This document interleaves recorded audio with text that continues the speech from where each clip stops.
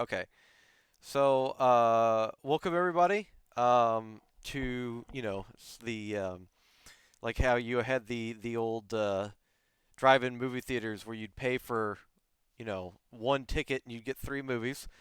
So now we have the second of three episodes of Yawny After Dark. Oh, you have a third one, I have a third one after this. bro. You might have to change the name because we're not really after dark anymore. Because you did one earlier today, didn't you?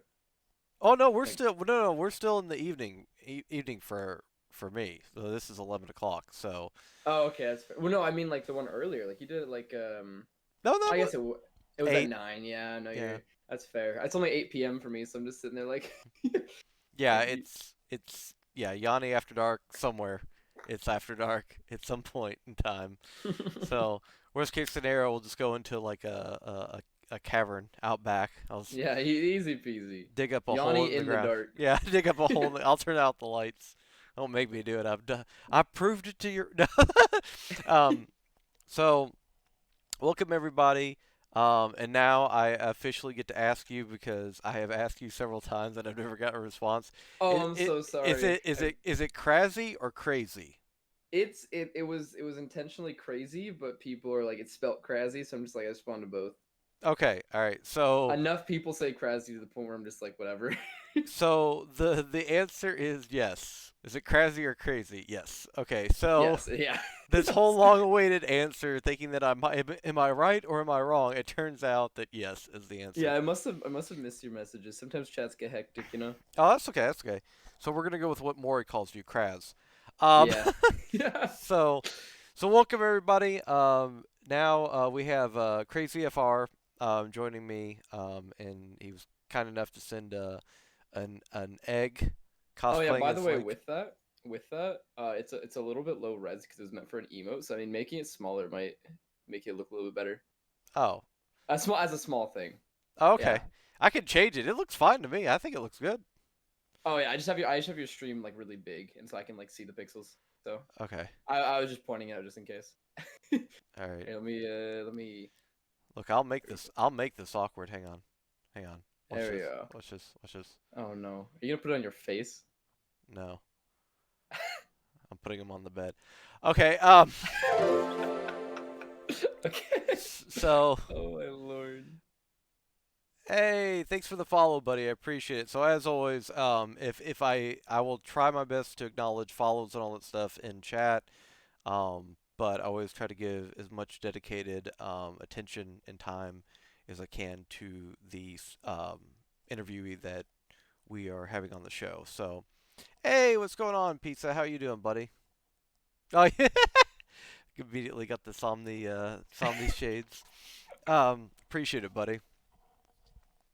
So, yeah, as always, I I oh God, it's the Sonic. Where's Vidiot app? Kawaii and his cursed emotes. Oh yeah, Um, yeah. Uh, I have a friend of mine who's often in the stream named Vidiot, and he has that Sonic one too. Um, Wait, Vidiot. That sounds familiar, actually. Like I know that person. If he has that same one, then he might be subbed to Kawaii. oh well, he knows Eclipse, who's friends with Kawaiian, so it's all a very small circle. You come to find That's out. so weird. That's interesting. I don't think he's here right now, Kawaiian, but I mean, Vidiot comes in quite frequently.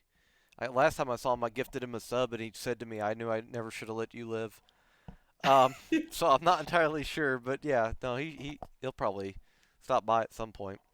Um, but anyways, as always, I let the interviewee take a moment to kind of introduce themselves as well. So Kraz, I'm going Oh, to hand it over to you, and yeah, I'll let you introduce yourself. there's not really much to introduce. I mean, I'm just from Portland, Oregon. Just enjoy streaming and playing video games since I was 3. So I'm just like actually a professional. You know how you have to do something for 10,000 hours to become a master? Hmm. I'm a master at this point. So Oh, too much of my life.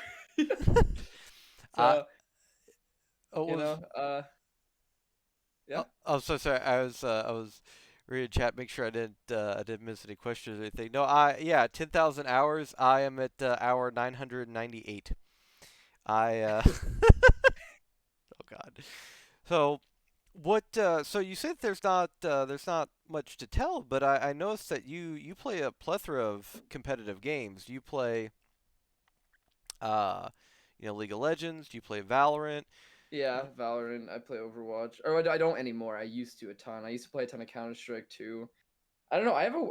There's a wide variety of games I like. I mean, um, randomly, just one of my favorite games of all time. You wouldn't like know it is Red Faction Guerrilla. I just loved it. You could just blow everything up. Like, Red Faction. There's a throwback. yeah. Um, no. Let's see. There's also, dude, I played a ton of MMOs. I have like 700 hours in Elder Scrolls Online. Okay. Um, played a bunch of Warframe. I was actually playing it earlier. Um, God, one of my favorite games is Resident Evil 5. Don't like any of the other Resident Evils. Resident Evil 5 just hits different, you know? Really? Yeah. That is the first time I've heard. Well, to be fair, I have heard people really like Resident Evil 5. I've never heard anybody like, for instance, like Resident Evil 6. But uh, yeah, that's an interesting one. So what was it about? So you played 4 too, right? Correct? No, I didn't. Oh, you didn't. Okay. No. So you've never played I 4. I played Resident Evil 5 when I was like 10. Okay. So like 4 was like too old for me at that point. Like it was just like a game that I didn't even know existed. Like Resident Evil 5, where are the other Resident Evils? I just played 5. I just liked it, you know? But and then I was like, "Oh, I love Resident Evil 5." And then like Resident Evil 6 or Resident Evil 7 came out. No, I think it was 6. Cuz 7 was the one where it's like Biohazard where it's like really spooky, right? Yeah. Yeah, Um, because 7 is the one where it's first person. Yeah, you're. Right, yeah. So I played 6, right? And I'm like, this is dumb, right? Because No, that's a fair assessment. like, like I mean, maybe I love the other Resident Evils, but I just never played them. So, but I played 5, loved it. Played 6, didn't like it. So my only assessment is I liked Resident Evil 5, not sure if I like the rest. So, Oh, so you all have heard it here.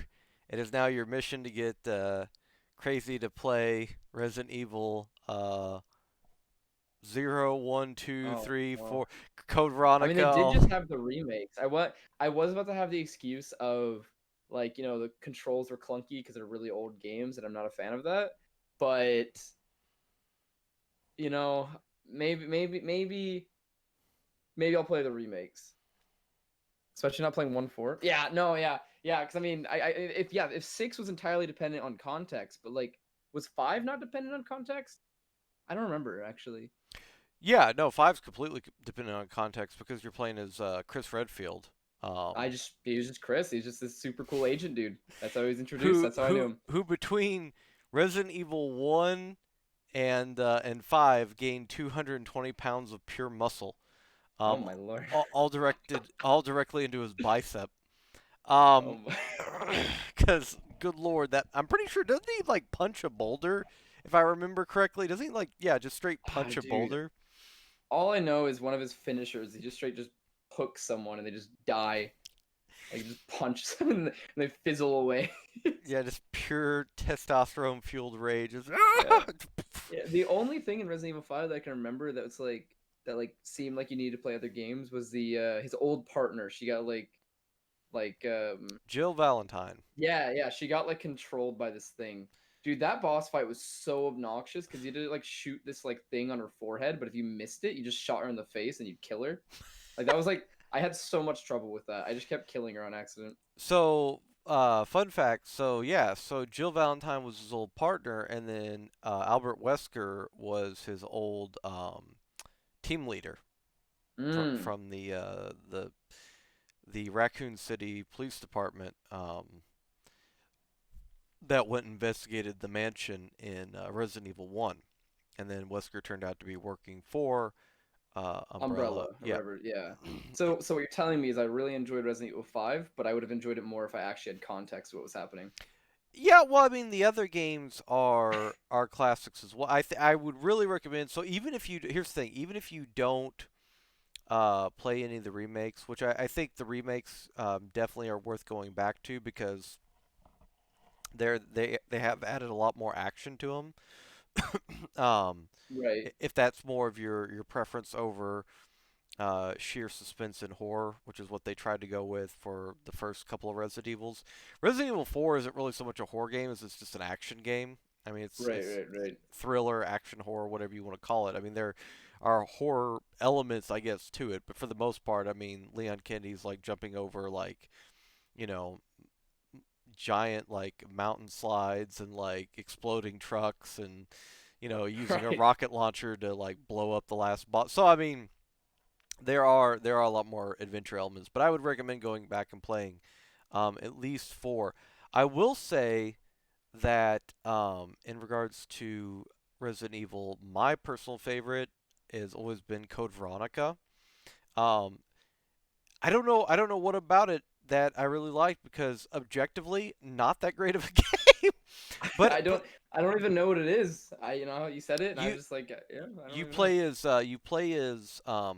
so are you familiar with the remakes at all? I mean, you said you knew about. No. Okay. Like So, very vaguely, there's like this big guy in this really big suit, and he's just gonna like hit you and you die when he chases you and he walks really slow. oh yeah, yeah. Well, yeah, Mr. X who's a Yeah. Titan. But by the way, if anybody has not seen it, do yourself a favor and look up the I'm trying to remember uh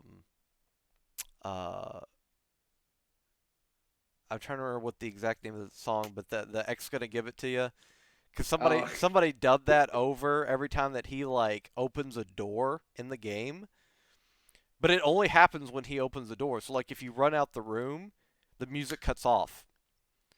Um, but otherwise, um, yeah, you just hear that X gonna give it to you like every time that he like dude, that'd breaks be up the. terrifying. Yeah, well, yeah, especially because you're like if you've never heard it before, and you're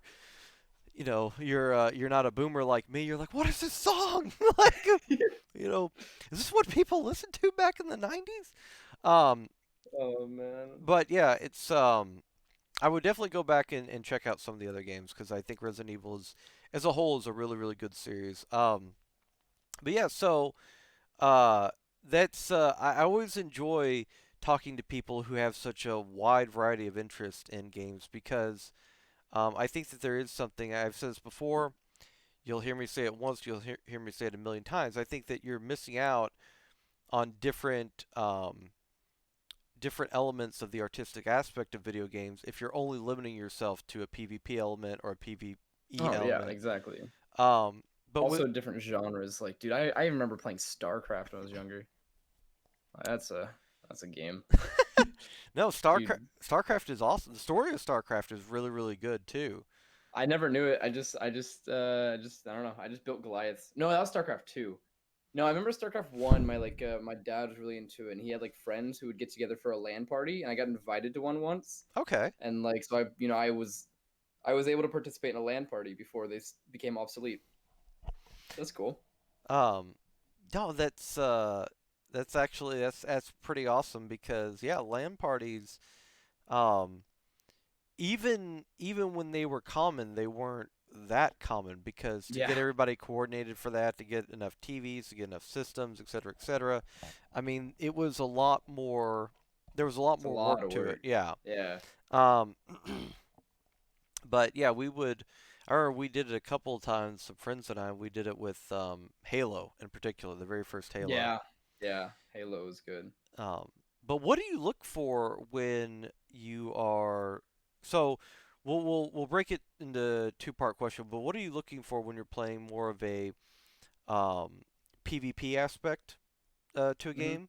But then also, what are you looking for when you look for more of the PvP or PvE? Sorry, uh, PvE. yeah. Uh, I would say PvP. I like games that like have a ton of skill expression, Mm-hmm. right? I really used to like Overwatch because there was a lot to it. Because it's simple on the surface, but there's actually like a ton that you have to get into, like with like ult tracking and like matchup. There was just a ton. I can't remember all of them, but the problem was that like turned me away from it is the way they were balancing the game just made it really like the easy characters were the best, and so it made it like skill expression like Like the difference between like say Moira, for example.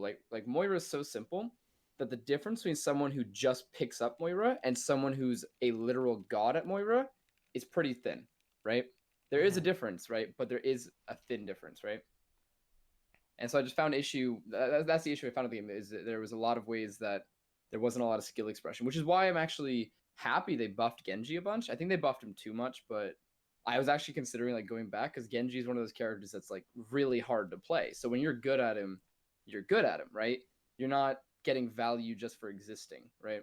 Which is a problem with a lot of characters in Overwatch. Is just existing will win you games, right? Hmm. So that's why I like skill expression. Like that's why when people when Valorant came out, I was like really hyped for it, and I'm still playing it a ton. But I've been anxiety's been bad, and the kind of the how the game is gives me more anxiety, and so I've been trying to Hmm. fix that first before I play it too much. But the game has a ton of skill expression. Like a lot of people are like, oh, I don't like it because you can't move and shoot. And it's like, well, that's kind of part of it. The guns are hard to control. It's a hard game, but in it being a hard game, it makes it when you're good makes you really good, right? Like you very clearly a good player, right? And that's what I like. That's what I look for in PvP games. Um, I mean, League has the same thing. Because League's a hard game, so I guess for PvP games, I look for games that are difficult because if the game's easy, then everyone's good at it. But if the game's hard, then it really means something when you're actually good. Does that kind of make sense? No, no, that makes complete sense. Um, I would say before we get to the PVE Mm-hmm. aspect of it, yeah, I definitely want to come back to because you're talking about comp anxiety. I definitely want to come back to that. But no, I think that when you're when you have a competitive drive, there are going to be people who play a character because of the aesthetic, because they think it Mm-hmm. looks cool. There are going to be people who play a character because all they want to do is climb. But I think that in competitive games, one of the fundamental aspects is, and why I do enjoy League of Legends, and when I left League of Legends, I didn't leave League of Legends because I was just kind of burnt out on Played the it too much, right? yeah Yeah. on the grind, because I mean it's an hour long game on average typically. Well, 45 minutes. They were trying to cut it down with I uh think I think they did cut it down a ton because I actually I only started playing recently, but the games usually end 20-30 minutes on average. oh, okay. Well, yeah, they cut it down So by a ton. Yeah, if yeah, you I did hear about that. They like implemented certain things that make the game end quicker. yeah, is NASA still a coveted pick? He's still one of those picks where like if you let him get a control, he's just annoying. He just kind of one shots you. But if you just if he's useless or like if you get him down quick enough, then all of a sudden he's like kind of useless, right? Also depends on the player because if the player's not last sitting with him, again he's just useless. So, but See, no, he's so obnoxious. Sorry, this is a quick tangent. no, you're fine. He just has an ability that just slows you to literally a crawl, and all he has to do is just click you. There's no skill shot, and it's just like so once he sees you, and if he's ahead of you, if you can't kill him, he just sees you and you're dead, and I hate it. Yeah, all his skill is in farming. Um, Even if he dies over and over again, as long as he's getting his stacks, he'll eventually get his value if the game goes on long enough. I Yeah. remember had a friend and I some of my actually some of my most enjoyable moments in comp gaming came when I first played competitive gaming, and I didn't give two shits about climbing, and I didn't even know what Right. was really going on. And just like certain moments, like we had friend and I used to play all the time. We had a Shaco backdoor the Nexus for a win, Oh Lord. in like a 2 hour game, and like it was just like enjoyable moments like that. But I remember we had this Nasus who went like 0 and 12 in lane or something ridiculous, and like he became a non-factor. We just factored him out completely. Mentally, we were like, okay, well this is a 4v5, and Right. Nasus is Right. just Nasus is just not going to be able to do anything, or if you've heard before, people call Nasus Susan. Um, Right. and all of a sudden, Nasus is at a certain point, like we just all, like even the enemy team factored him out, and they just left him Right. up there to farm while we stalled for the next 45 minutes. And all of a sudden, Nasus is now in their base, and they're sending half the team to fight him, and he's killing them. And I was like, well, what's going on? And my friend said, well, what's going on is Nasus is way past the point of giving a shit.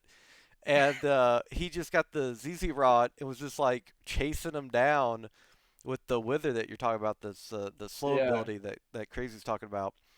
And yeah, and just without exaggeration, an 0 and 12 Nasus, but he got to like that 600, 700 stacks, and he just was like with the Trinity Force, and he was just running around one-shotting anybody that wasn't like 3,000 HP. Right. And Right. That's so dumb. I hate it. just chasing him, like he's like, all right, go back to your fountain. I'll be there. I'll see you. You know, it was the funniest thing ever because I don't think he even said anything in chat, and people were flaming him, and I felt bad. But I mean, I was new. I didn't really know what was going on. So, but Right. yeah, it was just kind of funny. He just doing his own thing, and then eventually he's like, "What's up? Heard you were talking shit." Yeah, Like, that's the thing with people who infinitely scale. Vagar's the same way. I mean, oh. But dude, so one thing with PvP games before I get to PvE as well is one thing I find that a lot of PvP games have an issue with is hmm they. So there's two kind of PvP games. There's casual and competitive, right? And usually these games split up the modes, right? But even when you split up the modes, the way the game is balanced and the way the game is designed inherently makes it casual or competitive, right? hmm The biggest, again, the problem I have with Overwatch, right, which is kind of like this is the reason why the balancing is so weird, is it doesn't know if it's a casual game or a competitive game because they try to be competitive, but at the same time they also try to hit the biggest audience they can, right? And the biggest audience is the casual audience, right? Right. But that directly hurts the competitive players because when a game's casual, then all of a sudden things are balanced weird. They're like also they just didn't put any they don't put any work into the game. Like you know how they've recently used to play Overwatch? Uh, yeah, I might have played a game earlier, a couple games earlier, and gotten tilted out of my friggin' mind. Right. Well, Definitely didn't address that on a stream earlier when I was like, hey, so I went back and played Overwatch for a day, never doing that shit again. right, Uh, right. But you know how they added priority queue, right? oh yeah, yeah. Yeah, yeah. Why did it take 3 years for that? I mean, all the stuff that they're doing now is uh, Narmander, wait. You all know each No, other. Never mind. I know Nar, I I know was like, Nar. Narmander, we're not allowed to like just like randomly. Yeah. Which, by the way, speaking of Overwatch, so I got to tell you something. Hmm. So when I first came to your stream, I saw you playing Overwatch, Uh-huh. and I thought for the longest time. Now this might be one of those things where once you see it, you won't unsee it. But so I apologize if it happens. Oh, it's all good. I thought your egg was Winston because I thought What? yes, because I thought his little arms crossed were fangs and a little smile, and then I thought like the smile that he actually has was his nose. I'm looking at it and I still can't see it. Oh, that's okay. That's okay. Don't worry. I'll fix it in MS Paint later. Right. I'll send it to you. But that's what I thought from, from my T-Rex vision a mile away. But Wait, maybe it was a different image because I have changed profile pictures since I stopped playing Overwatch. Maybe it was. I mean, this is the one I had before. Sending you in a DM. okay. Why won't it send? Oh, what? It's Wait. on a slow hard. No, it's on a slow hard drive. There you go. Okay. No, I have one slow hard drive. That was the profile picture I had before. Wait. Why am I in Um, gameplay? I'm in the wrong thing. Okay. Anyways, I can't see it though. I don't know. Maybe it's just because my you're gonna have to fix that in MS Paint. But yeah. It just looks like his. See, I mean, I see it now. His little arms are crossed, but it looked like his arms crossed was a smile with fangs, right, smile. and then it looked It might like be one of those things where it has to be smaller and you'll see it. Like it's like yeah, yeah. Well, yeah. You looking at it on stream is yeah, yeah. I see what you yeah. said, but yeah. I saw it like where it was like smaller. I don't know why I'm doing this with the hang on like where it's like smaller. Um, but um, I Dude, I would love to see that in MS Paint. yeah, Yes. me drawing over it, and this is where you see the Winston face. Oh, over here it's oh sorry, Yeah. I lost my hood. But yeah, so tell him to squint. But with Overwatch, no, I completely understand what you're saying because even, people were talking about this the other day. The buff to Genji didn't even occur with, like, his right click is what they buffed. Right. So for those of you who don't play Genji, haven't played Overwatch, etc., etc., Genji has, as do several characters in the game, has alternate modes of fire. One of them is a left click where he throws shurikens in a more In a straight line, yeah, basically. in some pretty much a straight line. And he can flick them about, but it pretty much a straight line. And then the other is a what was meant to be a short range, uh, where he just throws them in a wave. In a fan, Yeah, yeah. out, as a projectile. Well, now in combination with his dash, Genji can basically one shot a 200 HP character. Oh, he already could do that. So, well then It's just easier now, yeah. he can do well. Oh, well, I see what you're saying. Yeah, but I mean, yeah, now he can do it with well, right click. You didn't typically do to yeah, I mean you could do that if you did like a left click headshot dash, but yeah, now you can do it with just right click and you don't even really have to hit a headshot. You could just body shot him and then just dash and kill him. And so Oh, right, because they did raise his damage a little bit. yeah. Right, no, okay, so what I knew, okay, so just being a GM player, I know like a lot of little techniques of like, every little character. Mhm. And Genji did have a tech where if you dashed and you barely hit them and you ended up right in front of them, if you right clicked and then meleeed, if the shurikens hit their head, then Mhm. it'd be an insta kill, Hmm. right? And that was already a thing, right? But now, but again, if you didn't like melee, they end up like 15 health or whatever. So, but now with this damage buff, I see it being a lot easier to do. Which may be because again, I was talking about skill expression, and so again, I think that they maybe get buff Genji too much, where he's just too easy to play, where Mhm. you just get too much value out of him too easy. But how he was before was very, I mean, he was very weak. Like nobody would play him. Like you wouldn't see him competitive in pro play because he wasn't consistent enough. But you'd still see pro players actually just 1v6ing with him, right? Because he was powerful. He was just hard to play, which is why I loved him, right? Well, I think they gave him too many buffs too quickly, to be honest. I think the biggest issue is that and I talked about this in Rickles chat for those of you that know not Rickles. Um, and the biggest issue I have is that Genji for the longest time for so many different levels of the game, you basically had to be not only did you have to be a Genji one trick, just about. You had to be a very, very, very, very highly skilled Genji one trick to make him work in any type of meta, like Mm-hmm. the Goats meta, the Double Shield meta with the Sigma when Sigma first came out, Mm. et cetera, et cetera.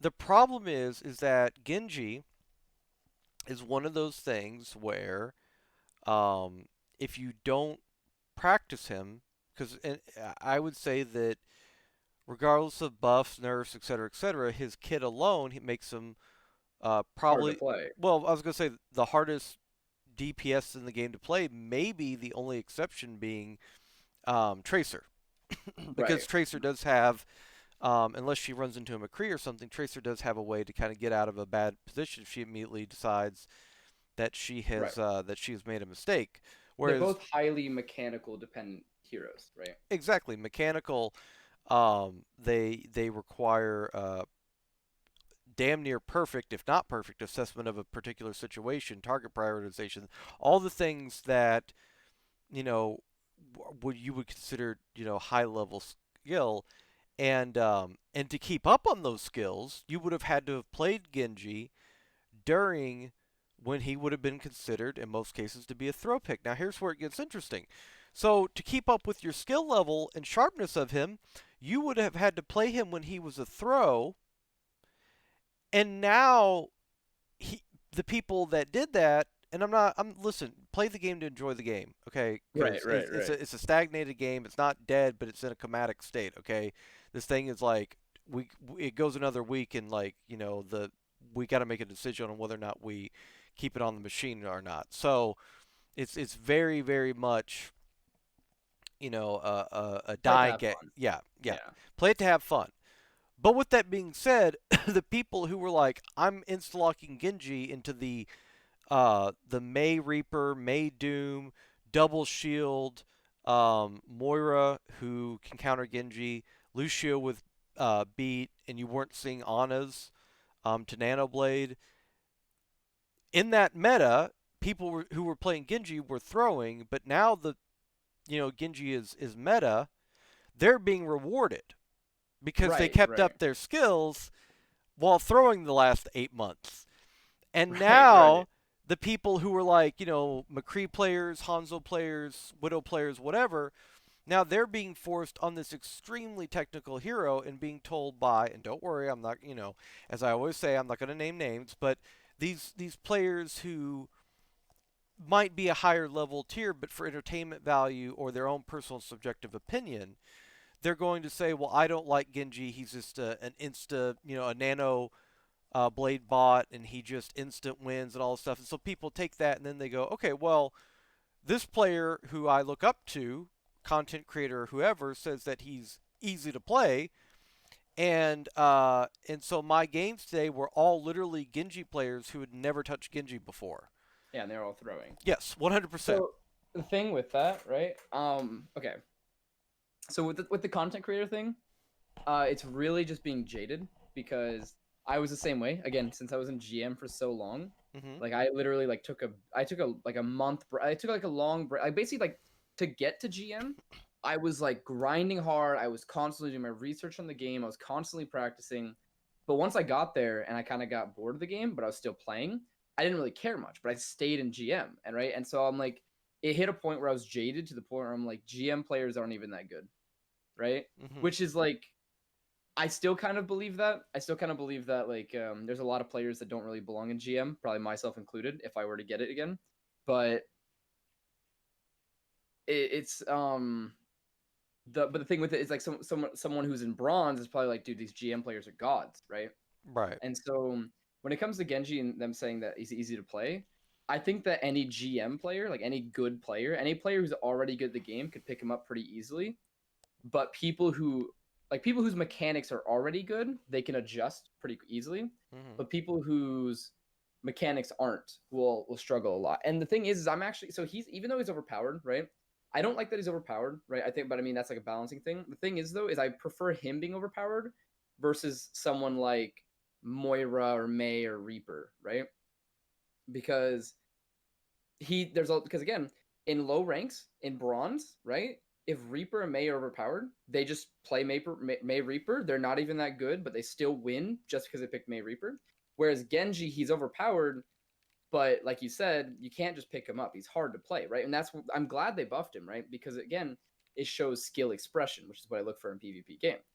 Because when you have characters who are just exist like Moira, dude, when Moira was the meta, like it was just so stale because like Moira was just too easy to play, and people just got like literally I never played her and I just picked her up and I was just like, dude, she's broken, and I just would play her and I just win games because like she just did so much, right? Yeah, no, and that's why a lot of heroes, if you actually take a step back, even if they seem to be perhaps throw picks, you can see why people play them. For instance, thinking of Hog, the reason so many people play Hog is because he has pick potential and he's self-sustaining. So if you think Right, that your team isn't able to carry, you can try to get a pick to open up the fight.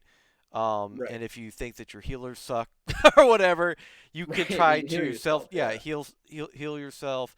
So that's why a lot of people play Hog because they try to do the one man carry, the one player carry, I should say.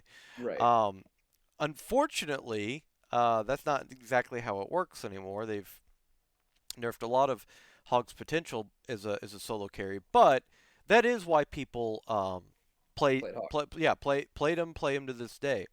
So, but I completely understand what you're talking about having a competitive element. I'll tell you, I'll relate this to League of Legends.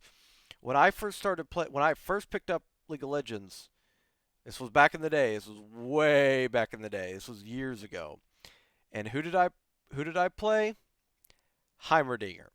And I played Right, right. Heimerdinger because I've always liked summoner characters and builder characters. Um, but He was easy. Like there was no mechanics to him. You just pop down turrets, right? I mean, there was like brain to it, but right? Is that what you're yeah. trying to say? Well, there was it was more of how do I phrase this? It was more that my friends were like, this character is not good. It's a character um, that is is He's not meta. He's not not like a must meta. play. Right? Pros don't play him. Good players don't play him. Right. Yeah, not meta, not good. Um, and it was one of those things where, I personally, it was like a self challenge, and there was like a skill to it, but eventually I was able to climb from bronze and start in bronze, which Hmm. isn't uncommon, but started in bronze too, and I was able to climb all the way to gold, simply because I just got good enough with them that people weren't able to what's the I mean they didn't expect it. It was a niche Right. pick, and didn't expect it, and they weren't able to keep up kind of with what was happening. Right. um Basically, you know how to play him good, but people didn't know how to play against a good Heimerdinger because they don't. Nobody plays him, right? So right, there are no good Heimerdingers because they don't meet any because they don't exist. So right. And so yeah, I completely understand what you're talking about. Moving along to PvE though, what do you look for when you're playing PvE games? oh man, I mean that's a good question. I think it depends on the game. MMOs, MMOs, I'm super picky on. Because I'm gonna say MMO. I know there's a lot of PvP MMOs, but I prefer the PvE ones. But I'm super picky on them in the way that one flaw in the core system will make me just not want to play it. Like BDO. Have you heard of Black Desert Online?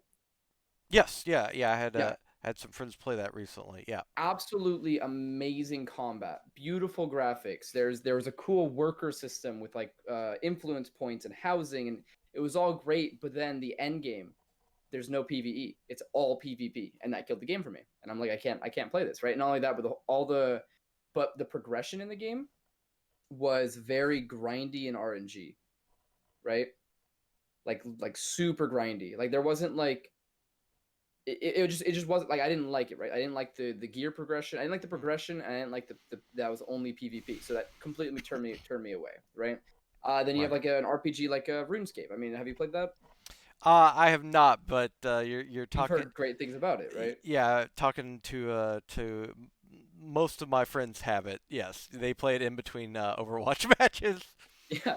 So it's I like when I look at that game, I recognize it to be like, okay, this is like really solid. Like good quest, good progression, a good crafting, great community. It has so many great things, right?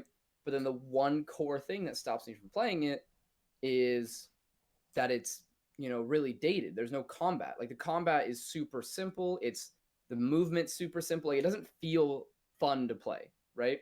Hmm. Like if you I mean, the thing like again like I'm maybe I'm a little picky on again very picky when it comes to MMOs. The combat just doesn't feel rewarding, right? In the same way that I wouldn't play like the older Resident Evils because like if the combat if just the movement super clunky, right? The game's working against me. I mean, again, they were good at one point and I because they were the best out there, but with how things have changed and improved, right? It's like going from like a 1080p monitor or 4K monitor to a 480p monitor, right?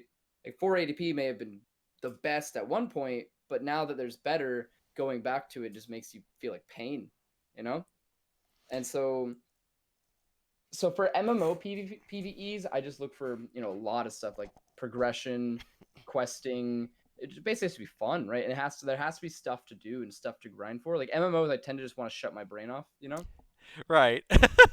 So I just want to shut my brain off and just grind. I mean, with the occasional like planning out builds and stuff. Um, but then there's other games like I mean I've been a fan of the Far Cry games, and I Okay. mean those games. Far Cry 3, best Far Cry. Can't change my mind. I actually see with Far Cry 3, I played it. I think I played it when I was wait, did I never Oh play wait, Far? is it? Hang on, is it Far Cry 4? What's the one with? Um, hang The on. insanity dude, the guy that says, Do Uh, you know the definition of insanity? Or talking about the pagan min? You're like in the mountains. yeah, it's Far Cry 3. Yeah, it is. Oh yeah, yeah, it's Far Yeah, Cry 3. Yeah, yeah. I don't think I've ever played Far Cry 3. And if I did, I was too Voss. That's young his name. to. That's his name. Voss. Okay. Yeah. Yeah, but Far Cry 4 I really enjoyed. Far Cry 5 was pretty cool, and then Far Cry New Dawn came out. I really didn't like that one. But the thing about that game is it was the Far Cry games is I love progression, right? And I love so that's probably like probably my biggest thing with PvE games is progression and growth and collecting stuff. I Hmm. don't know why, but I just love games that have a ton of stuff to collect, right? As long as it feels like actually useful. Like like in Assassin's Creed 4, Black Flag, by far one of my favorite games, right? Okay. That one's just amazing, right? The combat's so smooth. Again, there's that thing of progression where you get more health, your ship gets upgraded, right? And there's a ton of stuff to grab. You know, you just kind of go run, find a chest, go run, do this, right? Go run, do that. And the thing is I don't know, it sounds weird, but I prefer when it shows me exactly where it is so I can just run to it, right? Because then, because like I don't know, I didn't enjoy a game like Skyrim. Like Skyrim, I see where the fun is, but I spent too much time lost and trying to figure things out, and I didn't really like that, right? I don't know. I think PvE games I either play it for a really good story, or I play it to turn my brain off, or I play it because it just has fun combat. So either fun gameplay, fun progression to just turn my brain off and kind of grind, or good story. And if it has all three, then I really like it. So like Far Cry 4, again, like you had a bunch of those outposts that you could get. You know, you had to grind those. You had to like collect them, and when you collected them, you got different guns. You know, the combat felt great because you just kind of like it felt really responsive. You know, like one shot headshots. You could be super sneaky. You know, it was just like really fun to do a lot of that. You can customize your guns, but then the story was also pretty cool. It was just like really nice, right? You meet the people and make decisions, and so I guess I don't know. PVE, just a lot of. I guess I'm just a fan of RPGs in a lot of way. Well, yeah, and I always like to hear people are fans of RPGs because, like I said, I'm a big proponent of the story, and I think one of the things that kind of what you're going towards, and I had Dr. Sir Dialot on earlier, and he said The Witcher 3 is bar none his favorite game. Is that in The Witcher 3, one of the things that they did was phenomenal, or that was phenomenal, was that each of the side quests felt like its own game. Like Right. It like didn't feel like a collect quest. yes, the no collect quests, the characters felt so alive. Um, they felt absolutely vibrant. The whole world felt like it had its own story for each individual person to tell, and I think that that's a huge game. Now, granted, not every game is going to be The Witcher or Cyberpunk, but at a certain point when you have games or like World of Warcraft, which I did enjoy when it first came out, but there's only so many times I'm willing to get you like 300 boar pelts or whatever the hell it is that you're sending me out to kill like half Right. half the Right. half the level 1 forest animals. I feel like it was at South Park where they were like, if we kill 36,342 Right. boar, we'll Get get to get level one 60. XP. Yeah. Yeah. If we grind nonstop, So, yeah, it, which by the way, I just want to add a side note to that. I loved everybody was screaming at the game. That's not how it's played, you know. But yes, South Park is not playing by the rules. Um, but kind of going back, what got you into streaming? Into streaming. Oh Hmm. man, that's a good question because oh that's actually that's a dated question. Like, but I mean, like, what I mean by that is like it starts a long time ago. So it starts in like sixth grade. You know, big Minecraft boom. I want to be a Minecraft YouTuber. I Oh mean, my who god! didn't? You know? And interview over. No, no, no, Yeah. no, no, no, no. I'm joking. So, so I mean, I was in sixth grade. You know, I was just making videos with friends. They weren't very good. I didn't put a lot of. I just like kind of was like I didn't really know how to do anything. I just kind of put video. I mean, I ended up deleting those videos. I didn't even hide them. I just straight up deleted them. Um, so they're not to be found anymore. And then I stopped doing that, right? Hmm. And then I think I tried streaming because again, that was still a dream, right? Because I mean, I've played games so much that because again, I have this big problem where I get sick of things quickly, right? Right. Like or just like or not, maybe not even quickly, but just like I'm kind of scared for. I mean, I'm only 18, so I'm kind of scared for getting a job. Actually, give me 1 second. My dog wants in. So sorry. Oh, you're fine. Come on, get in here. He's just whining at my door. Oh, you're fine. Lay down. No worries at All all. right, so basically, um, I again, so I'm kind of like scared to get out into the real world with jobs because I know that I'll be passionate about something because I want to work. So I want to work a job that I'm passionate for, right? Mhm. Which is the ideal dream, right? And I know that I don't want to sound like picky and idealistic, but like that's the goal, right? But the problem with that is I found that every single thing that is a job that like has a market, right? Mhm. Even if I've been interested in it at one point or another, I sorry, get out of here. Why are you whining to get in my room and then immediately want to leave? So sorry. He's a There little. an empty oil drum in your house? It's going through. That was your mic, I know. Sorry. It's all good. I just walked away from my mic because I opened my door. But sorry. So basically, everything I've ever been interested in, I just grow to hate it. Right. Like I Right. was really into construction. I built my own the desk I have. I was really into carpentry. Like the desk I have, I built. Right. Oh, okay. And I love it. Right. But then it was really fun to learn about it. But then after I did it for long enough, I was just like, I don't want to do this anymore. I don't like this anymore, right? And then then I got into computer science where I started teaching myself coding and stuff. And then I went to start. Then I'm going to school for it right now. And after going to school for a little bit, I'm like, dude, this sucks. I hate this. and so I'm like everything that I try to do that could be a job and a career, I Mhm. just end up hating, right? But with streaming, well, gaming as a whole in general, that's something I've been doing for 15 years, right? It's Right. I don't think I'll ever get sick of this, right? And even if I get sick of one game, right? Because again, I get sick of games, right? And I mean, but the thing is, you can switch up games, right? And there's all the games are always evolving, they're always changing, and it's always new. And so I tried again, right? I tried again. I would stream Counter Strike, but I also didn't know how to stream, right? And so my stream quality was terrible. My mic setup sucked. Everything was terrible. Um, I just whatever, right? Didn't know how to grow, and then gave up on it pretty quickly because it wasn't going anywhere. Mhm. And then I tried again when I got a mic because I was like, oh, I'll get like a new mic, right? I got for Christmas, right? And I was like, oh, now I can start streaming. So I started streaming a little bit. Same issue, no one ever come by. I was just like, okay, whatever, right? And then I tried YouTube again, but this time I actually took it seriously and started editing videos and stuff. Mhm. Got sick, didn't again stop doing that again, and then I graduated a year early, right? Okay. So and also I was young for my grade already, and so I basically graduated at 16, Okay. right? And I was turning 17 shortly after. Um, and the job I wanted to get into, right? Because right now I'm going to school for computer science, but the job I wanted to get into at the moment was construction, right? Because again, I liked woodworking, right? Um, that because of the nature of the job and power tools and liability and danger and stuff, right? I had to be 18. I want to join a union, right? And I had to be 18 for that. And so I'm like, okay, so I just got out of high school, graduated a year early. I just turned 17, and I have to be 18 to do this. And so I was like, I have a year to kill, right? And my parents are, parents pushed me to okay, you better be doing something with your life, right? And I'm like, I am. This is the goal. I just have to be 18. I literally cannot change that. That's a legal thing.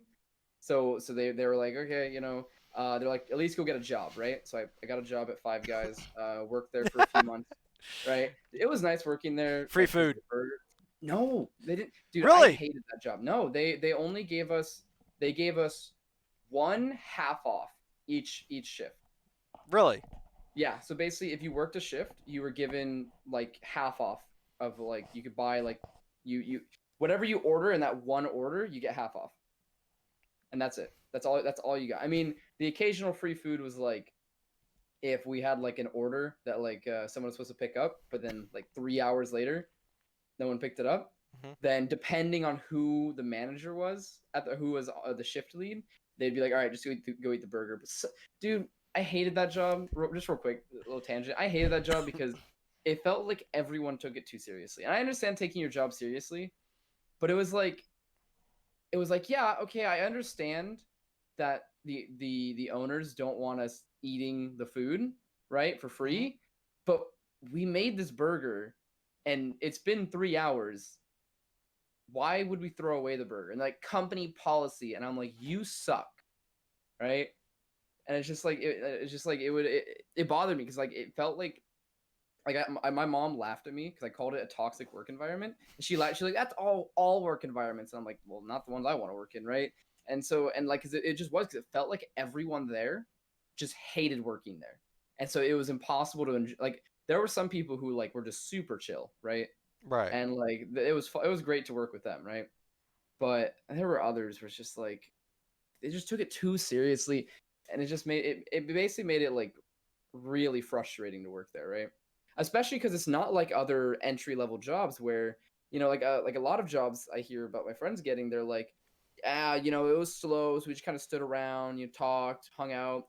Five working at Five Guys, I mean now working there, like I have respect for the food, but like there's so much working you have to do, like literally we do like a deep we had to do a deep clean like every single night if you were closing. So Mhm. like literally like moving the fryer, wiping down all the oil behind it, scrubbing the floors, like deep cleanup everything every night, right?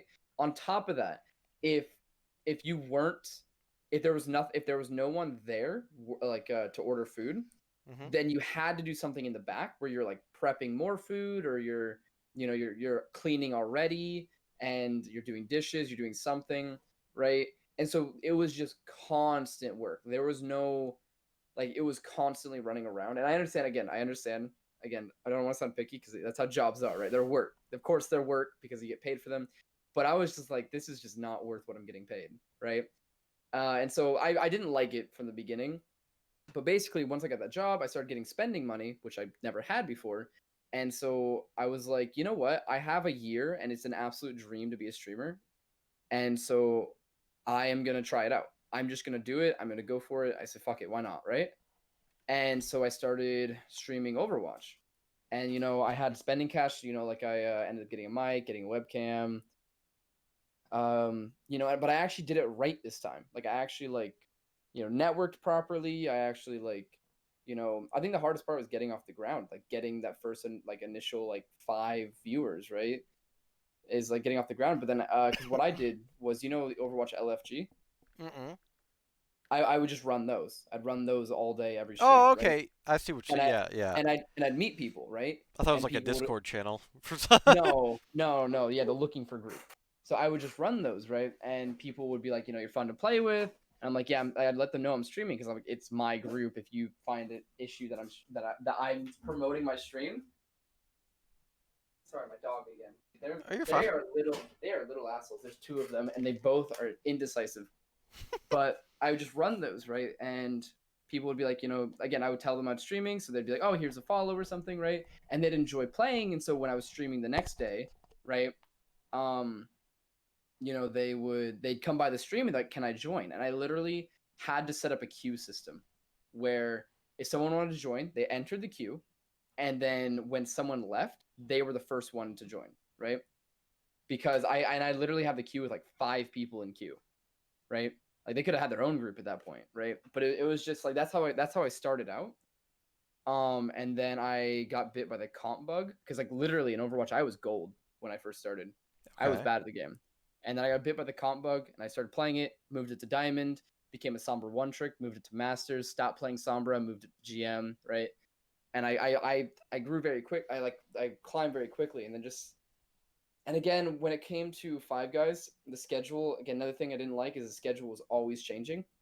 Like there was no consistency. It was never like, all right, you work these days usually, or you work these days. It was nobody wants to work here, so everyone's quitting. So we have to keep moving you around, fill shifts, and it was never consistent. And so I had to do like a thing where I had to plan my stream schedules. Mhm. around my work. And so I'd have to like, all right, if you want to know my stream schedule for the week, right? And I had to do that, and it was too much. And so around December, after 3 months of streaming, I hit affiliate. People are supporting me, getting subs. People donated money. They're like telling me like they're like really supportive, and so I was like, fuck it, I'm gonna quit my job, right? Because at that point I had saved up like $2,000 for Five Guys, which again isn't a whole lot when you're paying rent, but because I was 17 living with my parents, it's like I just had nothing to spend it on, right? Right. And so like I'm like I don't need more money, right?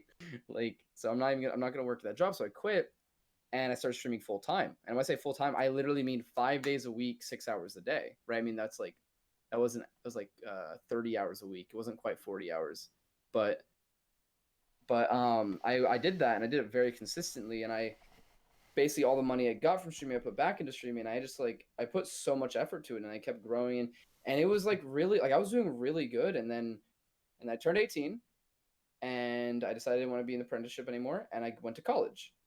And then I went to college and I got busy, and all of a sudden all of that effort, all that progress dropped. So that was unfortunate, and then this summer I'm like bringing it back, right?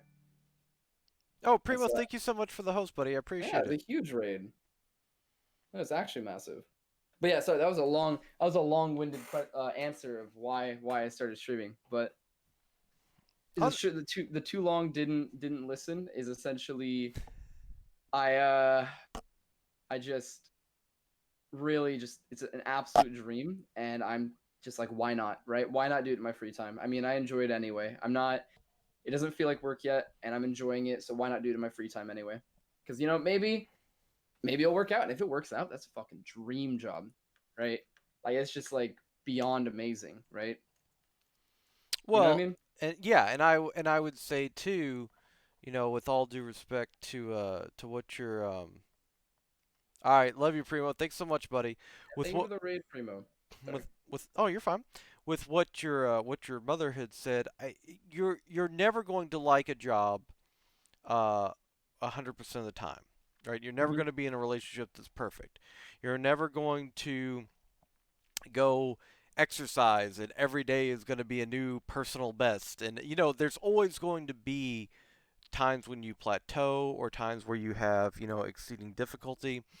But I think the main thing is to factor into any job is, in the moments that it's at its zenith of difficulty, do you find yourself willing to keep going on doing it, right? Knowing that it's at its best, knowing that it's at its worst, So, for instance, I worked at GameStop when I was Mm-hmm. your age, and God, I sound old when I say that. But anyways, Yeah, but when I game stuff. yeah, but when I worked at GameStop, and I loved it, and it was a different environment than it is now.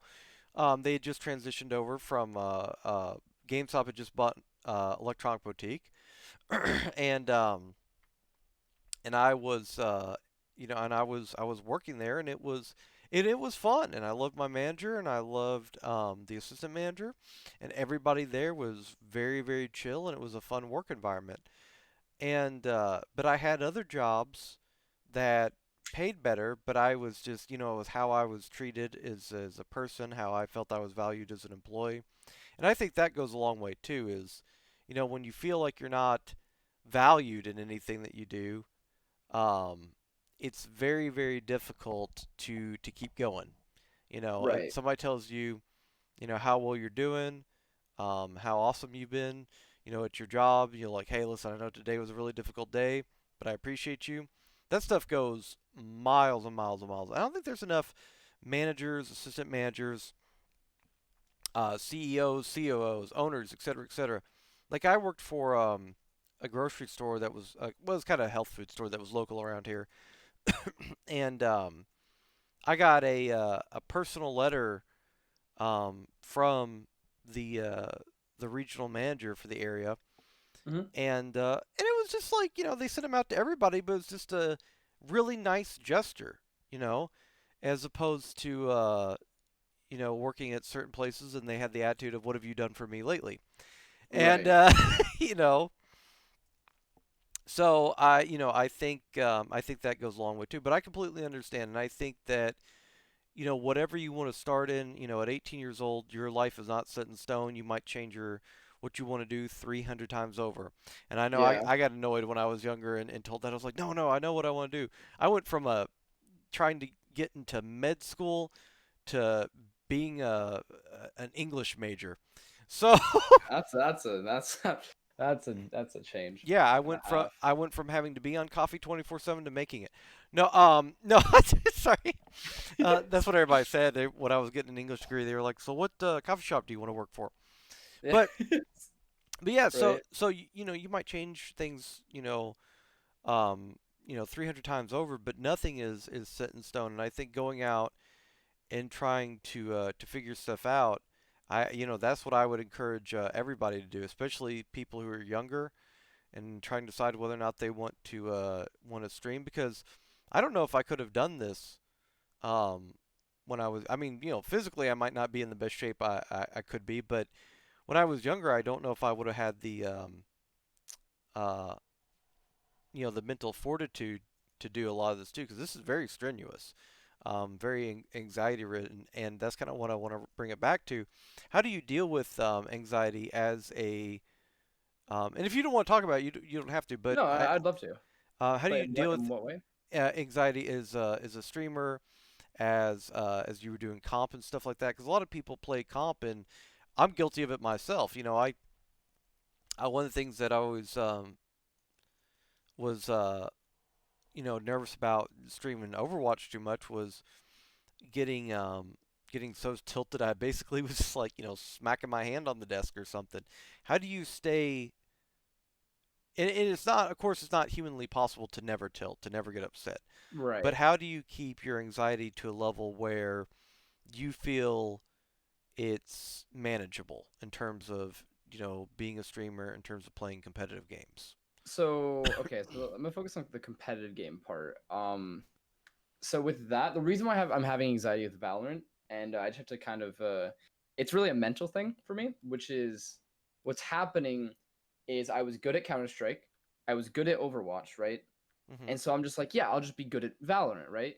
But then there's that pressure of if I'm not good, then I'm kind of making a fool of myself, right? Which Right. is or like I don't want to start out in gold, which I actually was doing pretty good for a little while. I ended up started plat two. I don't know if you know the Valorant ranks, but I started plat two and I ended up diamond two within a week. Oh, cool. Um, so I was doing good, right? But I was like I want to hit radiant, right? I want to hit these high ranks, right? And so the anxiety mainly came from me expecting too much from myself, right? And how I'm trying to get past that is I'm trying to go back to the mindset I had when I played Overwatch, which that mindset, like when I was like trying to get good, which that mindset was, I'm bad, but by playing and losing, I'm getting better, right?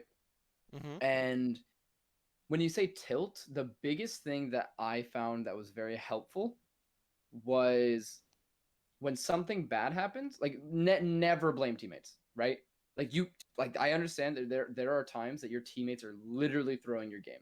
You're popping off. You're doing the best. You're absolutely carrying. You're the only thing stopping your team from getting absolutely obliterated, right?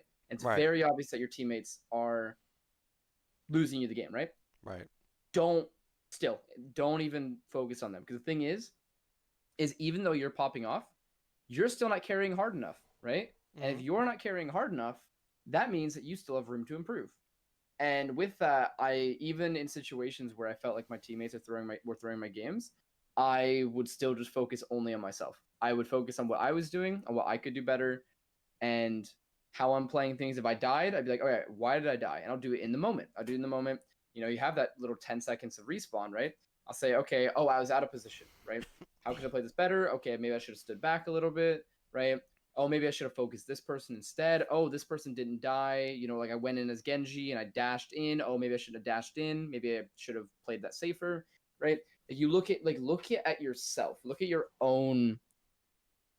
own gameplay, right? And again, it's really easy. I mean, I think that's why I think that's the fundamentals of tilt is like kind of you're just like, why is this happening? Right? You kind of the frustration because you don't feel like you deserve. Like it comes from a not like you don't feel like you deserve what's happening, and that's why you get tilted, right?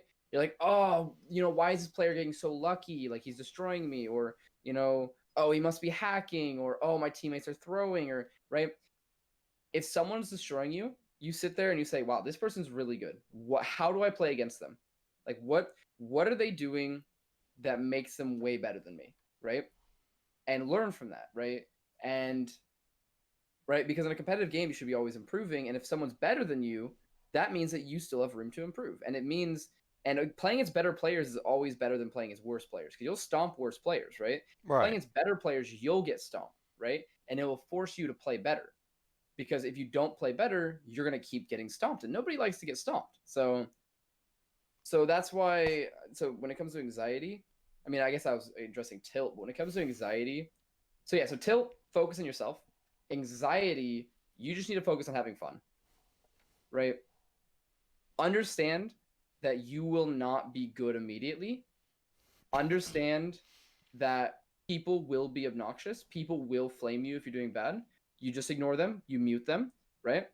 You have to understand that you have to be bad before you get good. You have to be okay with being bad, right? And I think that's the fundamental of the anxiety, right? I mean, again, with when I said Valorant is kind of one of those games that makes it's kind of anxiety inducing, like inherently, but that's because of the gameplay. But again, in those situations, the more often you do it, the more natural it becomes, and so you just keep playing, right? Because the situations where you're like in a 1v3 scenario, they just planted bomb and it's 12-12, right? Whoever wins this round wins the game. And if you don't clutch this out, right, it's nerve wracking, right? And you have 40 seconds to kill 3 people and defuse a bomb, right? And it's nerve wracking, but as you do it more, you get used to it, right? It becomes like, again, if you're anxious about a game, literally just play it more. Just keep playing it. Just keep playing it because I mean, maybe that doesn't work for everyone, but that works for me because a lot of my anxiety comes from not knowing. I mean, I have a lot of social anxiety, but I don't it's kind of crazy because I am a streamer and I have no problem talking to people in my stream, but I have terrible social anxiety outside of stream because when it's not my stream, it's like okay, my stream is like my area. Like I know it so well. Like I'm the owner, I'm the leader here. This is my house, right? And it Right. makes it so it's a lot easier to not be anxious, right?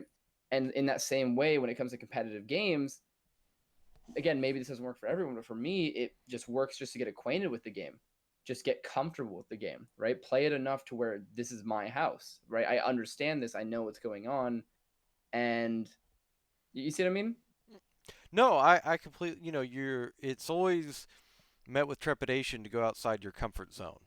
Right, Um, and, I think that, we talked about this with Doctor, and, we talk about this with numerous people.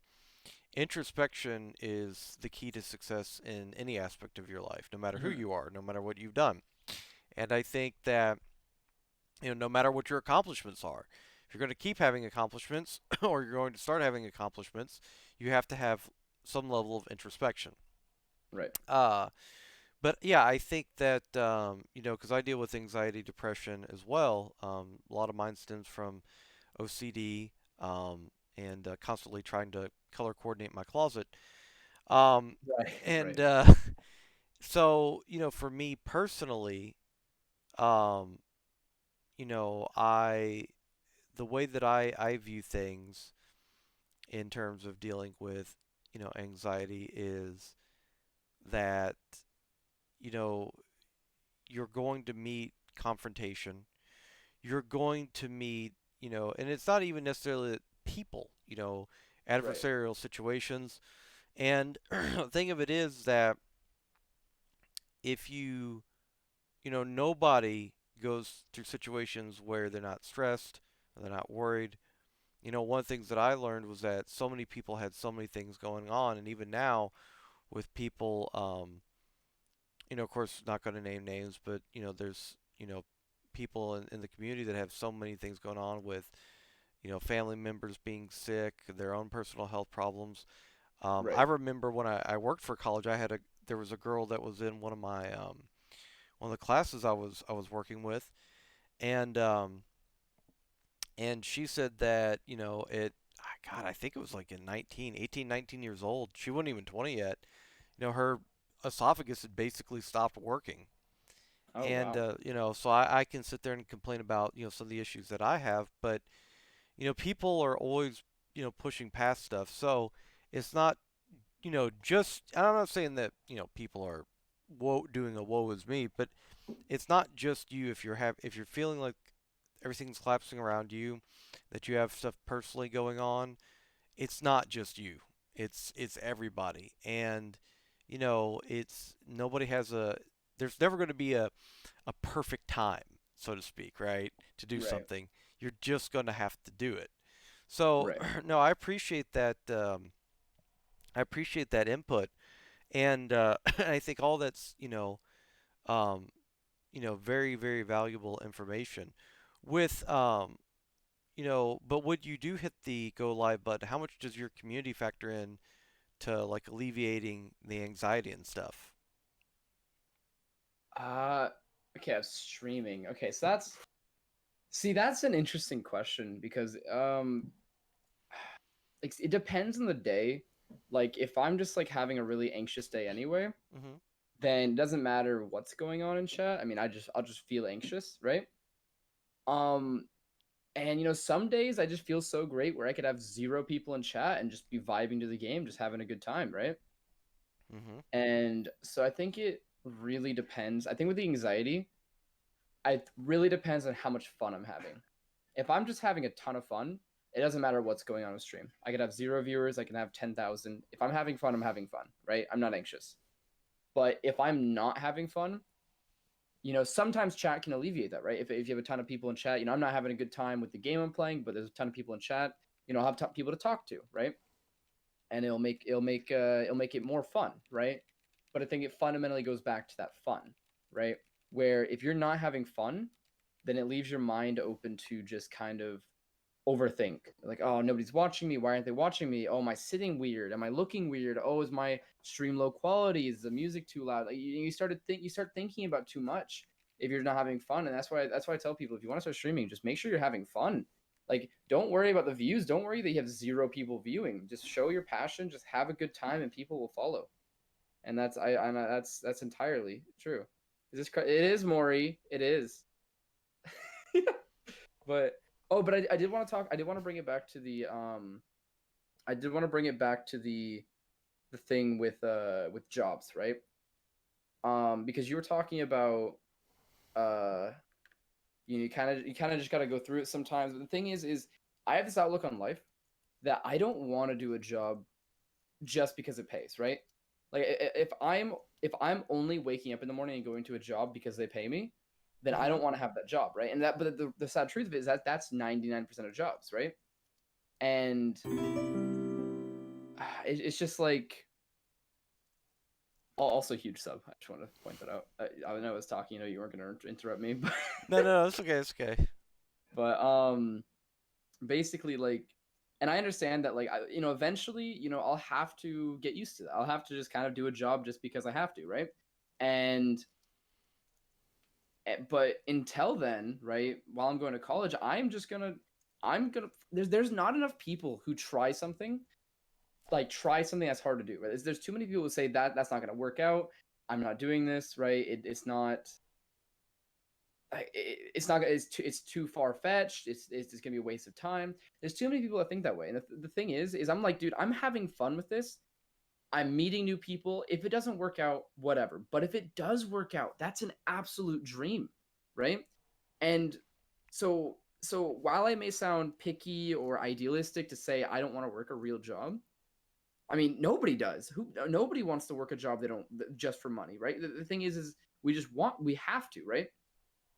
And so the thing is again, ideally, I would love to stream, and that's why I'm putting so much work into it because if it works out, it works out. If not, I just live the life everyone else lives, you know?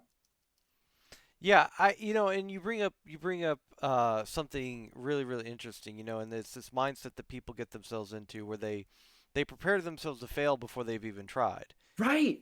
Oh, okay. Can I hold on? Can I rant real quick about this real quick? Oh, that's So okay. That's okay.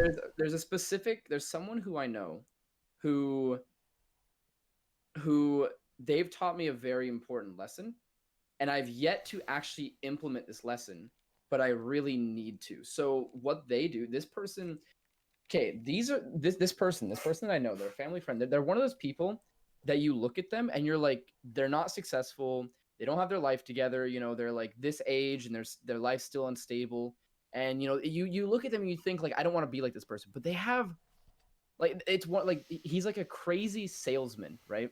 Where Mhm. like where like he's not like super rich, but when you talk to him, it's kind of insane the kind of like passions and like the ideas he has. Mhm. And what he taught me is like he tells me about all these connections he has with like huge companies, and I'm like, how did you get these connections, right? And he's like, I called. Like, and he's like, nobody calls because they just expect to get a no. But I called. I just asked, and you know, I got no's. But sometimes they'd be like, "Wow, you called. You clearly have a plan. You know, you know, like you've reached. You're confident. You've reached out to us." And then he got those connections, right? And and I'm just like, that kind of made me think. I'm just like, you know, while something may seem like impossible, right? Mhm. It's kind of just try it. If you just try, if you just kind of let go of the fear of failure and just become like and you weigh the options and you realize that failing is only going to hurt your ego, then you just really like it really opens up so many opportunities, right? Because the thing is again, what do you lose from calling the head of Ubisoft? Okay, you use a little bit of time figuring out his phone number. You lose a little bit of time messaging him, but there's a chance that you're gonna make a connection with the head of Ubisoft. Also, again, I know you're not gonna interrupt me, but massive raid. That sorry, I just No, no, I know you're not gonna interrupt me, but I also like want to make sure they're thanked, you know. no, no. I got it. I got it. So, but but you see what I mean. The thing is once you again, there's other cases where like a failure, you know, will hurt a lot more. Like if you're like, oh, I need to invest $10,000 into this, right? Then and that's a case where you may not want to invest that unless you really know it's going to work out. But a lot of cases, a lot of time, we find ourselves having issues and not doing things just because just because we're scared of failing. We don't actually lose anything in it, right? We don't lose anything in in the simplest term, right, you're just gonna ask out a guy or a girl, right? What do you lose? They tell you no. You feel a little bit bad about yourself maybe, but you drop that ego and all of a sudden you just go ask, right? You just go ask, they say yes, boom, you just like look at that, like you just got what you wanted, right? They Mhm. say no, nothing's changed. Not literally nothing has changed, right? Mhm. And when people realize that, it just opens up so many opportunities. And that again, that's why I'm trying streaming. I'm like, dude, I'm gonna be playing video games anyway, right? Like I do this in my free time anyway. So if I stream it, put work into it, grind for it, not only am I meeting wonderful people, not only am I learning valuable lessons, not only having a good time, but there's a chance that this becomes a career for me, right? Yeah. And and I try to tell people that all the time. Like I you know I have friends who like you know who like and I don't want to sound mean when I say this, but they're just not doing much with their life, right? And they just spend a lot of time playing games, and I'm like, dude, stream it, right? Like I talk to you, you're fun to talk to, dude. Just stream it. What's the worst that can happen? You already play games every day, all day anyway, right? But when you stream it, you have the possibility to make it a career, Right. right? And you know, and it's just like again, don't get me wrong. I'm still working. I'm still in college, right? And it's gonna be sad when I get back into my classes because I'm not having much time to stream.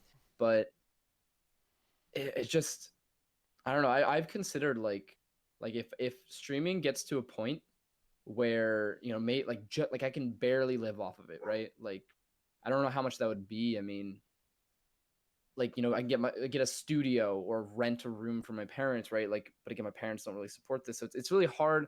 But like, if I can find a way to do this full time and live off of bare minimums, Mhm. I would fully do it. Like if I knew if I like I would, because the thing is again, my thought process on it is I know so many people who are 24, right? And they've done nothing with their life. And I'm like, I could waste by that same metric, right? By they've done nothing with their life at 24, I could waste 6 years Mhm. streaming. Six years is a long time. 6 years full time streaming, and I would still be on the same level they would be, right? And the thing is that when you realize that, because the thing is when I growing up, I was like constantly told like, "Oh, you're so smart. You know, you're gonna do great things. You're gonna go to college. You're gonna like get you're gonna get like graduate at like 22, or you're gonna get like a master's degree and all all this stuff." And like it really pressured me, and it made life feel like a race, right? It made me feel like I had to do things immediately. If I wasn't doing it quickly, I was doing it wrong, right? And I mean that's one reason why I graduated high school early, right? And it just like I don't know, there was like an epiphany when I realized that I don't need to do this stuff immediately, right? Well, I think the biggest thing is it's not, we were talking about this, earlier as well with Doctor. It's not excuse me, it's not, how long it takes you to get somewhere, it's that you do get there. There's going to be Right. people that pick things up naturally, they're going to pick things up faster. But again, everybody, uh, then you got to understand this. Again, talking about somebody like Ninja, who everybody thinks of as the biggest streamer of all time, and he may very well be. But it took him 7 years. It was Yeah. not overnight. um, it was not. It was not instantaneous. It was a heavy, heavy, heavy grind. So you can, a lot of people they conflate life with, you know, um, uh, what is it, 280 character Twitter post or one Instagram pic that was the result of 3,000 pictures and that's the best one. And it's not. Right. Before he was dancing on Ellen DeGeneres, I mean, the guy was streaming for years, um, with Halo, right? Yeah. with probably not even a 10,000th of the viewership that he has now.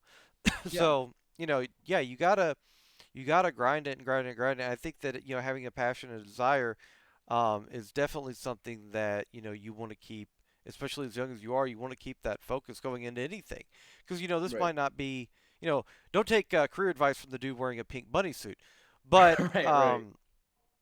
never, never, never close any doors and never be closed-minded about where you might end up in terms of a career, Right. specifically.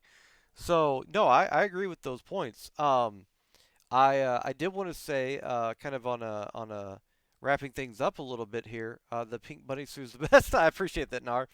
Um, I want to say two things real quick. One, I want to take an interlude for 30 seconds. I don't know if she's still here. Um, Honey, are you still here? Are you still in the chat? Honey was streaming earlier.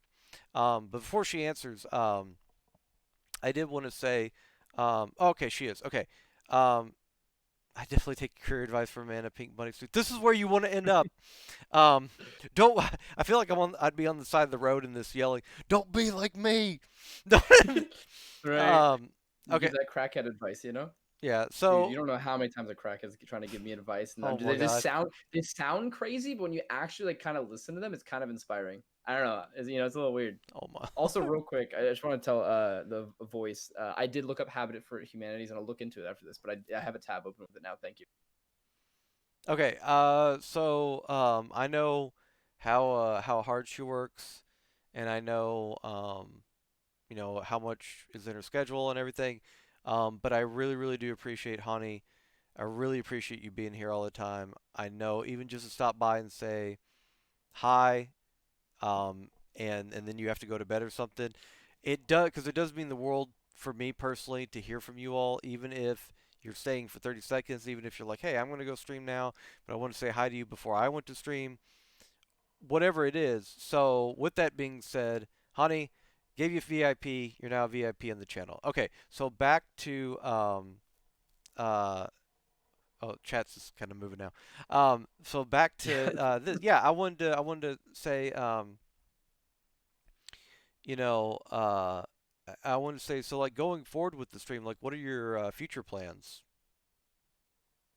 See, okay, so do you mean yeah? When you say future plans, do you mean like plans to make it as a big What streamer, what are or you plans what are when I your become a big streamer? what are your future goals? Like what steps would you take to, like, if your next goal is to get partner, what steps do you plan on taking to get that? Um, I'm just kind of I'm curious what you want to move towards as things go on. so So it's a tough question because I've been thinking about that a lot. One plan I had was to uh, start YouTube, which actually, funny enough, I have a video that I need to post. I have it done and I have a thumbnail and everything. I'm trying to post it, but I just keep I got it like a few days ago. But the problem with YouTube was I not that great at editing. I mean, I can learn, Hmm. but it takes a lot of effort, right? And and so I was like, I basically as a test I went on Fiverr and hired someone to edit, and I'm gonna that's the video that I have. And so I was gonna see if I can try to keep doing that. But the goal at the moment is really just to be consistent. I mean, I don't really have any plan of like I'm gonna do this and it's gonna make me blow up. I'm gonna do this and it's gonna, it's really just stream consistently, network with people, be fun, right? Like make connections with people, and just grow, right? That's kind of the plan. But you know, But that's a solid plan. I mean, you know, you talked about a key word there, and that's consistency. If you're not consistent, you can't grow. People won't know right, that you're on. So, yeah, exactly. Which is why I'm not like too hyped for college because college can make me busy and like college, I I hate college because like it makes my like you'd think that college would make your life pretty consistent. Like no, like my sleep schedule was the worst it ever was during college, right? And it's like you'd expect it to make your sleep schedule good, right? Compared to having no job and no, right, you just like sitting around. But like no, it just messes everything up. Like that's I'm not gonna be hyped for that because I'm literally probably just gonna do what I did last time. Last time for college, which last time for college was I had 1 maybe 2 days like set through the week of like I'm definitely streaming these days, hmm. right? But majority of my streams were just like I just have free time and like I'm just gonna load up the stream, right? Which is not gonna help, but I mean I'm also working towards college because again, I'm not making enough on streaming to like again, I don't focus on the money because it's like it's not the focus of it, but in reality, I need a place to live to stream, Right. So and so I'm not making enough to just like do it on my own and like drop out of college because again, it's like there's so much to consider and stuff. And college definitely does get in the way of streaming, but at the same time, I can't put all my I have to be smart about it, right? Hmm. And so it's like yeah, it's a lot of that, but the Well, plan, you have the to find a goal, balance. You have right, to find a exactly. balance. The goal, the end goal, again, is literally just make enough to live off of and be consistent with that because again, I don't need to be a massive streamer. I don't need to make millions. I don't need to have 10,000 viewers. I want to be able to vibe. I want to just be able to just start up stream, hang out with people, make connections, and another thing is like even though I'm 18, I oftentimes feel like a role model for some of the people in my stream because there's a lot of people in my stream who are younger than me, like they're in middle school, high school, and I really love helping teach them things that I wish I knew as when I was in high school, right? Hmm. Or middle school, and so it's like I would just love to do all that, right? Again, I don't need to be at the top. I just need to be able to do it, right? And that's the end goal, really. Um, and so when you talk about the plan, it's really just be consistent, grow, and then once I hit that point, just keep being consistent, keep doing it, just keep doing what I'm doing, and you know, but it's not easy. But again, it's not easy. Very well may never happen. I mean, I may talk about it right now, but a year from now, maybe I just don't even stream anymore, right? And I don't know my future, but the fact is that I am trying, and by trying, there's a chance. If I were to just give up, there'd be zero chance, right? If I were Right. to not do this at all, what would I be doing over the summer, right? I would just be playing video games each day. I'd be sleeping. I'd be watching TV. It's like, okay, is that like, you know, it's just I don't know, and that's never good. I mean, that's what I did most summers, and it was just never good. It was always depressing.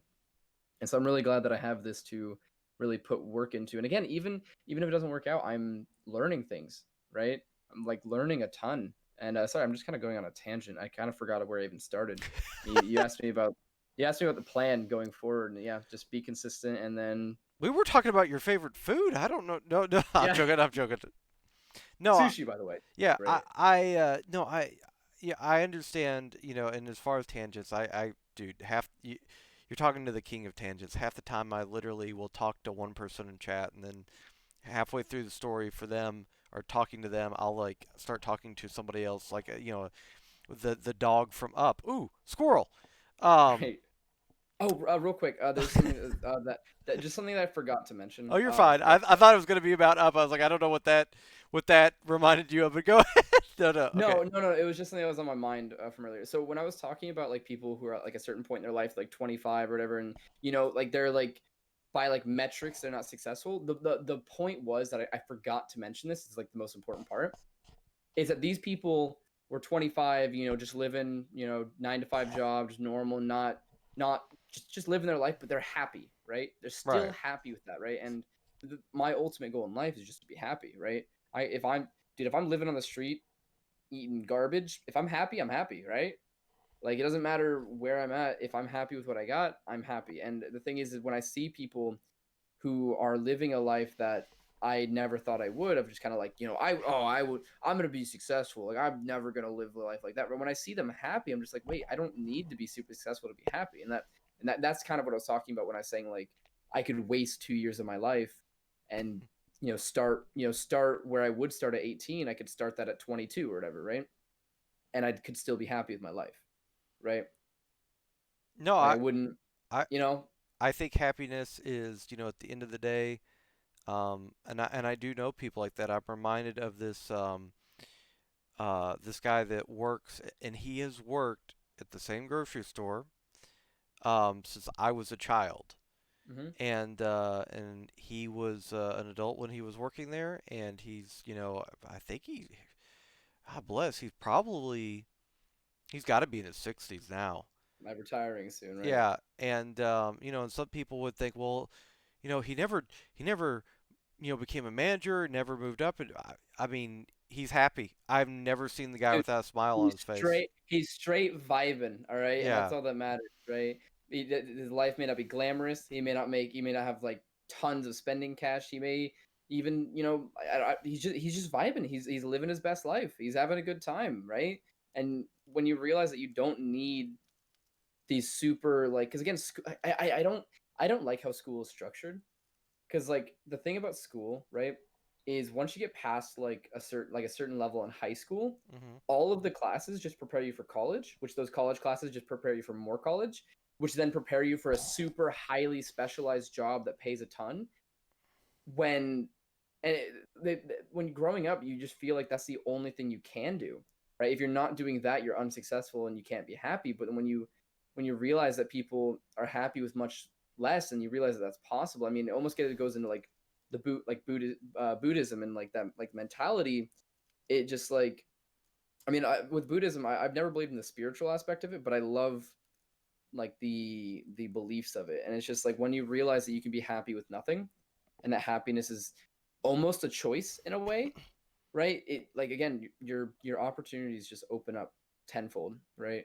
Well, I would say that, yeah, I would say that even um, I would actually say one thing in adjustment to that. I don't think happiness, can be a choice. I think happiness is always a choice. I mean, every situation you can choose. Now, I'm not saying that you can't let things affect you, but um, you always choose to move on. You always choose to improve. You Right. always, to stay happy or to stay miserable, or and that's something that my mom instilled in me. So, Right. See, when I said like it's almost a choice, I meant more of like brains can get really ingrained and like really stuck in certain mindsets. oh, And absolutely. so and so while it's in your control, it's oftentimes easier said than done, right? And so that's why I said almost a choice because yeah, you can choose, but some people just it's easier for others than it is. It's easier for some than it is for others. Yeah, one And one second. I'm sorry, I didn't mean to interrupt, but is anybody else having trouble hearing? Have you all been having trouble this whole time? Because Lava says he can't hear. I want to make sure that, I mean, nobody he else. just has probably just has the tab muted. Yeah, nobody else complained about the audio. So Yeah, so I feel like if anybody wasn't able to hear, they would point it out. Yeah. He fixed it. Okay. Yeah. You freaking muted it, didn't you? You had it muted, didn't you? All right. Damn it, lava. uh, he's trolling us. Um, I'll show you what for. But yeah, it's just one of those things where like in some cases it's as simple as just deciding you're happy, right? Mhm. Right, just deciding that it's not a big deal, just deciding, right? And in some cases it's as simple as that, but in others it really, I mean, it really depends on your like mental. It's really just training. I mean, your brain's a muscle, and if you train your brain to be able to just make decisions and decide how you feel, then it's easy. But before you do that, it's really hard, right? Before you learn, before you practice, right? Which is one thing that I have been practicing for a while, is just taking control of how I feel, and it's a, it's a really big thing. I think it's a really important thing, right? Yeah. Because dude, I like, and by the way, on that note, um, there's a great book I picked up called we'll say screw instead of another thing, but it's called Screw Feelings, and it's a hilarious book about learning to, not let your feelings overtake you in inapplicable moments. Like I said, death of a loved one or something like that, it's completely reasonable, but just not learning not to be consumed, right, by your negative feelings. Um, right. and yeah, I mean, I agree with that 100%. Crazy. I was gonna say, was there anything that you wanted to add before we kind of wrap things up? Uh, I don't know. I feel like I said a ton. Just remember that your brain is fucking powerful, and when you don't like your brain does so much. It's like mind over matter is a real thing, and I genuinely believe that. And I mean, and if you don't believe in that, I would just say look into some research, because it's insane what the mind can do. It really is, and that's kind of just my final statement.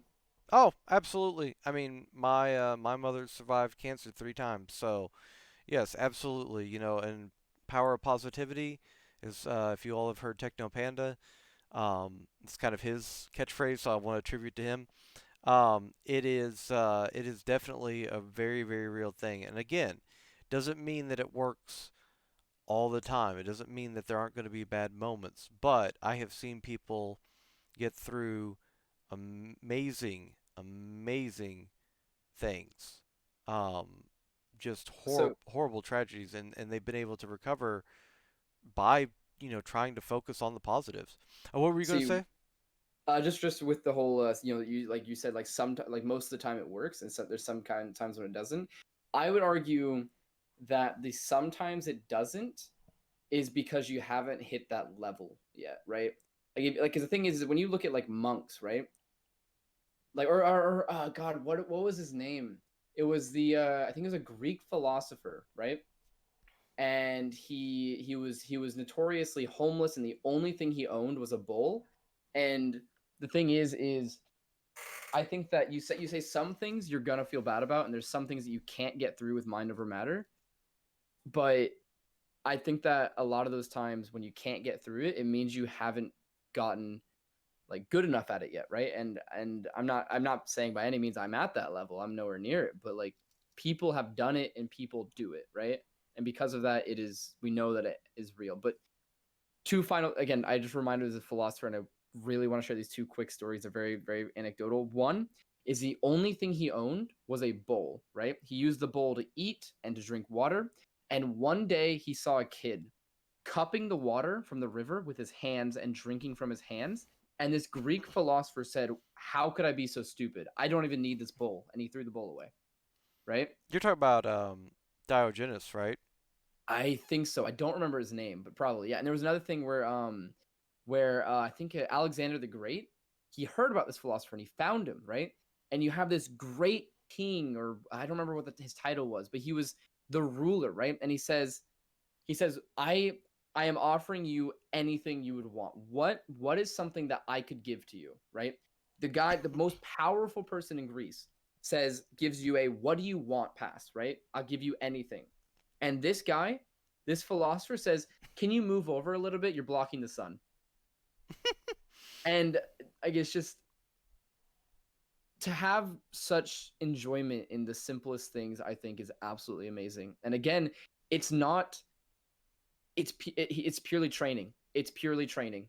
Like if you go outside, if you try this, right, and if you're like, I want to enjoy the little things, right, and you're like trying and forcing yourself, it's not gonna work, right? If you're not already in that mindset, it's not gonna work. You need to practice, right? Again, your brain is a muscle, and you need to train it. Okay, and it's just you need to remember that. I feel like if you don't know that, you really should. Well, Crazy, I appreciate you taking the time to do this. Yeah, Uh, it was a blast. so yeah, thank you so much for everything. And for those of you who I've been caught up in chat, so here you go. Hang on one second. For those of you who have not had a chance to check out Crazy, um, I will say as always, we're gonna let you um, pick the raid. Pick the raid. Yes, who we raid. Honestly, there's some people who I think could be a cool raid, but I want to have I want to have a. See, here's the thing: is I was gonna say Techno because honestly, he's on the list of like people who I'm like, but everyone here probably knows Techno, don't they? Techno Boss? Techno Panda. Oh, okay, yeah. Wait, do you know Techno Panda? Yeah, oh yeah, no, Technopan and I were good friends. I was blinking for a second because you were like Techno, and I was like Techno Boss. I was like, yeah, no, yeah, Techno Panda. He's playing Valorant right now. Yeah, I mean, I think that'd be a cool raid. I Okay, mean, unless see, here's the thing: is I don't know how much everyone I whenever I raid people, I'm so indecisive. I always let my chat decide. I always give them like options. I'll be like, all right, these three people, which one do you guys want, right?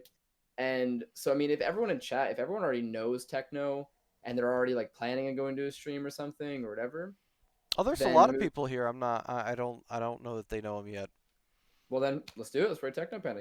He's an absolute great person. He's dude, he's extremely positive, which I think sometimes I think you can be overboard with positive, and he might be reaching that. But I also think it's absolutely amazing because he talks about this mind over matter stuff, and it's really cool to see how passionate he's about it. And so I think he's a wonderful streamer. All right, everybody. So we're gonna give a huge raid over to Techno Panda. Please stick around, drop a follow, say hi to him.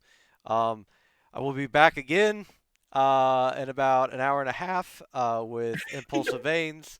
Right, Um, yeah, we're just doing this all night long. So that's dude, okay. 3 in 1 day, man. So as always, love you all so much. Thank you to Crazy for being here. Yeah, thank Thank you you for having me. thank you to all of you all for showing up. Yeah, as always, so amazing to see you all here. Thank you all so much for the raids, the subs, everything. I did see them. Thank you for the follows. I did see them. You all are fantastic. Love you all. Hopefully, see you all in just a little bit. If not, I completely understand as it will be 2 a.m. for me and probably be late for some of you all as well. But as always, you can check the VODs up for as long as they're up, and or as long as Twitch has them up. And yeah, we will say hi to Panda, and I'll see you all here in a little bit. All right, later, everyone. Bye. No, And that was